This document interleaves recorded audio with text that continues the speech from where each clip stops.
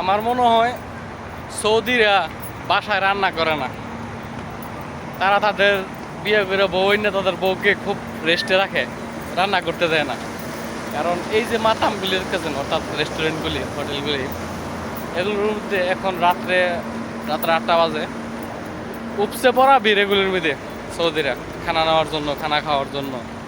তো তারা এখানে এইভাবে যেইভাবে ভিড় করে, এতে বোঝা যায় তারা বাসায় খায় না, তাদের বউ তাদেরকে রান্না করে খাওয়ায় না, তারা দোকান থেকে কিনে খাইতে হয়, হোটেল থেকে কিনে খাইতে হয়।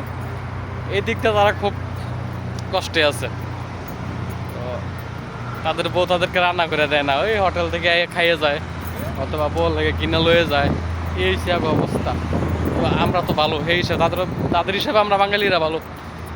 হ্যাঁ, আমাদের বউরা বা আমাদের স্ত্রীরা রান্না করে, রাত্রে রান্না করে রাখে আমাদের জন্য, আমরা বাসায় যে খাইতে পারি। কিন্তু তারা দুর্ভাগা, তারা হোটেলে খাইতে হয়, হোটেলে খানা খাইতে হয়, তাদেরকে রান্না করে খাওয়ায় না। রাত হইলে হোটেলে ভিড় করে, রাতের 2টা 3টা পর্যন্ত হোটেলে ভিড় থাকবো তারা এই রাত্রে খাবার খাওয়ার জন্য।